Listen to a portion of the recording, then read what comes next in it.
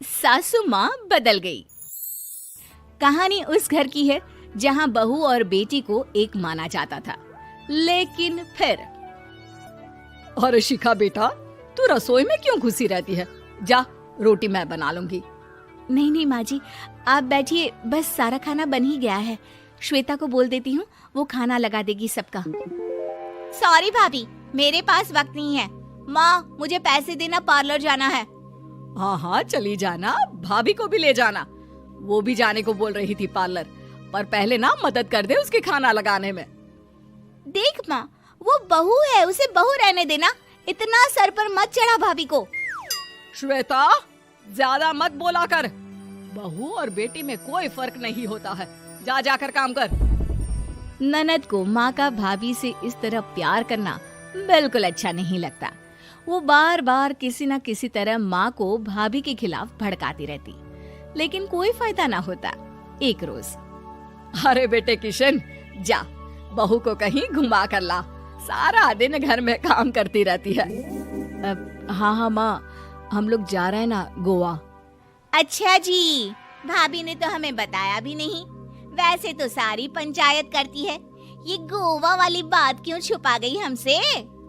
अरे क्योंकि उसे खुद नहीं पता था बहन। मुझे टिकट सस्ती मिल रही थी तो मैंने बुक कर दिया। हाँ शिखा, पैकिंग कर ले, संडे हम जा रहे हैं गोवा। दोपहर में शिखा पैकिंग कर रही थी कि सास आ जाती है।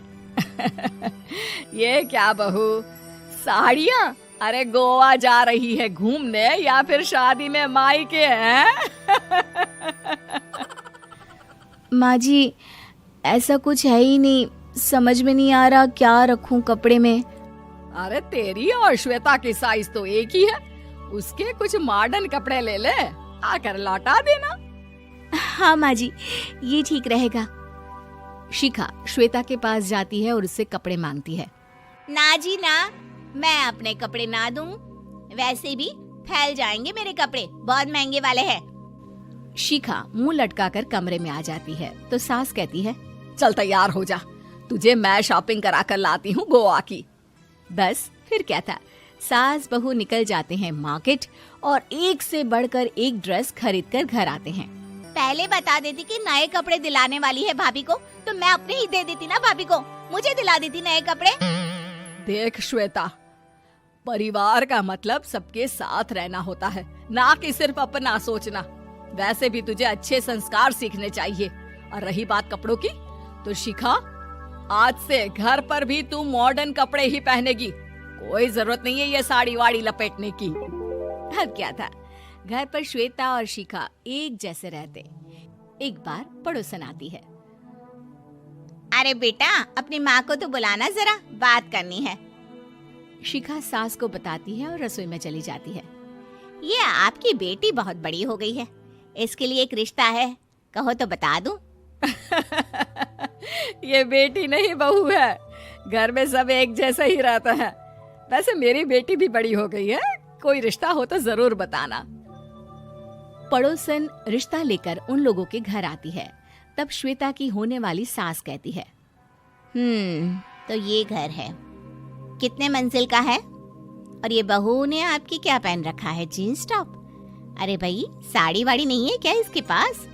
देखिए, सर्दी है तो साड़ी में बहू कैसे मैनेज करती, वैसे पहनती है साड़ी भी। देखिए, हम लोग ठहरे पैसे वाले लोग, कोई कमी नहीं है हम लोगों के पास पैसों की, बहुत पैसे हैं, जमीन, नौकर चाकर, कार, सब कुछ है, लेकिन घर में संस्कारी बहू चाहिए। समझ रही हैं ना आप? सास कुछ कहती कि श्वेता बोल पड़ती है, हाय रे, नौकर चाकर से लेकर जमीन, कार, पैसा, हाँ हाँ मुझे रिश्ता मंजूर है मुझे। अरे रुक जा श्वेता, मैं बात कर रही हूँ ना। देखिए, हम लोगों के घर इतनी आजादी नहीं मिलेगी। अरे हाँ कर देना माँ, हाँ कर दे जल्दी से। सास क्या करती, बेटी की शादी ऐसे घर में कर देती है जहाँ ना उनके विचार मिलते हैं और ना ही आचार। शादी के बाद एक रोज फोन पर, श्वेता बेटा, एक बार घर आ जा, बहुत दिल करता है तुझे देखने का। माँ, वो घर पर बहुत काम होता है, कैसे आऊँ? बड़ा घर है, लेकिन आने जाने वालों की लाइन ही लगी रहती है। बेटा मैं तो जानती थी उस घर का हाल, लेकिन तू ही नहीं मान रही थी। माँ देख, हर घर का यही हाल है। तेरी बेटी को यहाँ घूंघट हटाने की परमिशन नहीं है और एक तरफ भाभी स्कर्ट पहनकर घूम रही है। बेटा मुझे क्या पता था कि मेरी बेटी को ससुराल के नाम पर पिंजरा मिल जाएगा। अच्छा माँ, फोन रखती हूँ, सास को गर्मा गर्म रोटी खिलानी है। तुम लोगों की तरह नहीं कि एक रोटी बनाओ, एक सब्जी बनाओ, फिर सारा दिन फ्री होकर घूमो। सास फोन तो रख देती है, लेकिन सोच में पड़ जाती है कि एक तरफ बेटी जिसे कोई आजादी नहीं, वहीं दूसरी तरफ बहू जिसे देखकर लगता ही नहीं कि उसकी शादी भी हुई है। अगले रोज। शिखा, अरे ओ शिखा। हाँ माँ, क्या हुआ? कुछ चाहिए आपको? मैं जिम जा रही थी। जिम के कपड़ों में बहू को देखकर सास को घूंघट में अपनी बेटी का ख्याल आता है। देख बहू, घर में बहू की तरह रहा कर। इतने टाइट कपड़े पहनकर जिम जाना पसंद नहीं मुझे। जा जाकर रोटी बना। रोटी? माँ अभी तो शाम के 6 बजे हैं, इस वक्त रोटी? अब क्या मेरे खाने पीने पर भी पहरा है? अरे जब मर्जी तब मैं अपने घर में खा भी नहीं सकती क्या? बहू को अजीब लगता है। वो समझ नहीं पाती कि जो सास कल तक इतनी सपोर्टिव थी, उन्हें अचानक से क्या हो गया। वो किचन में जाती है, गरम रोटी के साथ 2 तरह की सब्जी, रायता, सलाद सब लेकर सास के पास आती है। माँ जी, खाना। इतना सारा खाना? राक्षस समझा है क्या मुझे? रोटी मांगी थी मैंने गर्मा गर्म बस। पर माँ जी, रोटी खाती किससे आप? सब्जी तो बनानी थी ना। अरे भूख मर गई मेरी तेरी बहस से। जा जाकर काम कर, अंदर पूरी रसोई साफ कर। बहू अंदर चली जाती है। थोड़ी देर में श्वेता घर आती है। अरे शिखा जल्दी से चाय ला, पकवान बना, मेरी बेटी आई है। अरे नहीं नहीं माँ, ड्राइवर बाहर खड़ा है। मैं तो घर का कोई सामान खरीदने के बहाने यहाँ आ गई हूँ, मुझे जाना होगा। अरे बेटा, पर कितने दिनों बाद देख रही हूँ तुझे, रहने आ जाना 2-4 दिन के लिए। आ जाऊंगी माँ, जब मेरी सास मरेगी तब। मैं तो रोज मन्नत मानती हूँ कि मेरी सास मर जाए तो अच्छा है। अच्छा चल, जा रही हूँ माँ। हे भगवान, कैसे कैसे दिन देखने पड़ रहे हैं मेरी बेटी को। सास अंदर जाती है, जहाँ श्वेता की जिम वाली सहेली का फोन आया होता है। क्या बात है, आज जिम नहीं आई? अरे पता नहीं यार, आज माँ को क्या हो गया अचानक। पर खैर कोई नहीं, लगता नहीं कि मैं अब जिम आ पाऊंगी।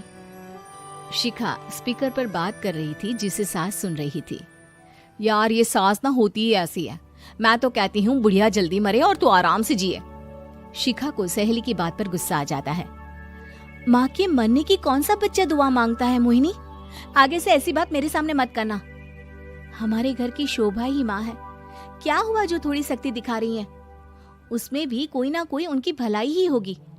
मैं तो कहती हूँ भगवान मेरे जैसी सास सबको दे, जो सिर्फ माँ की तरह है। सास वाली तो कोई बात ही नहीं है उनमें। सास ये बात सुन रही थी। उनकी आंख में आंसू आ जाते हैं कि क्यों वो बेटे की किस्मत में बहू को भी भागीदार बना रही थी। शिखा, अरे ओ शिखा, क्या हो गया? जिम नहीं जाना क्या?